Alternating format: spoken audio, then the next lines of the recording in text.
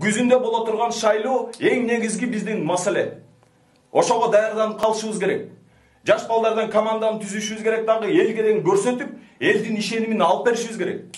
Мына чек араны деген чечем десең, сен өзүң чек арага келишиң керек анда. Кел, кошулгула. Сени чек аранын башчысы кылып дайындап коелу. Анан барып тажиктер менен өзүң сүйлөшөсүң. Өзүң атышасың. Атыш менен чечилбейт, атышуу менен чечилбейт. Сен деген биринди өзүң пикириңди айт да биринчи. Сүйлөшүүлөргө даярдан да. Тажиктер менен бир жолу сүйлөшпөсөң анан кантип алар менен сүйлөшөсүң? Баардык нерсени парламент менен өкмөткө шылтап коюп атасыз да, туурабы? Бул парламент бизде башкаруу мыйзамы ошондой. Мен түшүнүп турам, мыйзам иштебейт бизде. Башкаруу система мыйзам иштебейт бизде. Мен айтып коеюн. Сиз азыр шылтап коюп жатасыз. Бул өкмөт, бул парламент кимдин башына келген, ошону айтсаңыз? Кимдин бийлигинин башына келди? Ким президент болуп турганда келди эле? Атамбаевдин убагында келди. Атамбаевдин убагында келип президент болгон, бүт депутат болгондор Атамбаевдин өзүнө ушундай шарт түзүп, баягы кол тийбестигин алып, кимдин буйругун аткарды ошондо?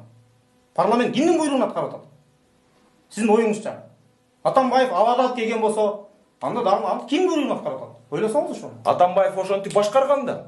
Өзү Атамбаев кетти, дальше эч кандай жоопкерчилигин мойнуна албай туруп, бүт парламенттин колу менен жасай берген. Анан азыркы убакта болсо так ошондой эле кетип атат. Демек президент угуп атат бардыгы. Президентти деген силер антип такалабагыла. Жок, такалаган жокмун. Бул ошондой болуп атпайбы? Анда кимди угуп Атамбаевка кимди угуп Атамбаев алар ошентип Эгерде ошондой сен ден туура түшүнүшүң керек да. Мен түшүнүп турам баарында. Атамбаев качан камалды?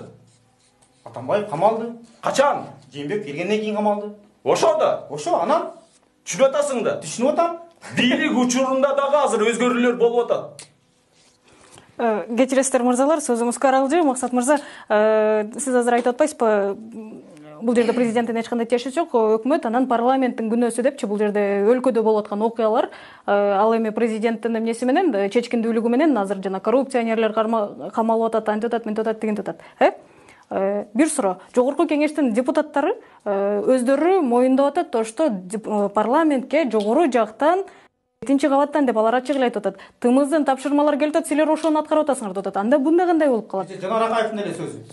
Жанар Акаев кече ушундай жыйында ушундай айтты. Акаев жөнүндө айтып атабы? Жок, Акаев жөнүндө айтпай атат. Бул азыркы бийлик менен азыркы парламент жөнүндө айтып атат. Депутаттар да айтып атат.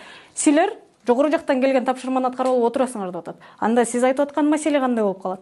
Жогору жактан эгерде өздөрү буйруктарды аткарып атса, эгерде аларды жогорку бийлик өзү алып келген болсо, анда булардын киминдеги кызыкчылыгы иштеп атат? Кимдин кызыкчылыгы? Вот ошол вопрос да. Ошолорго тапшырманы ким берип атат анда? Парламенттен, өкмөттөн жогорку орган ким? Силер деген түшүнөсүңөр да.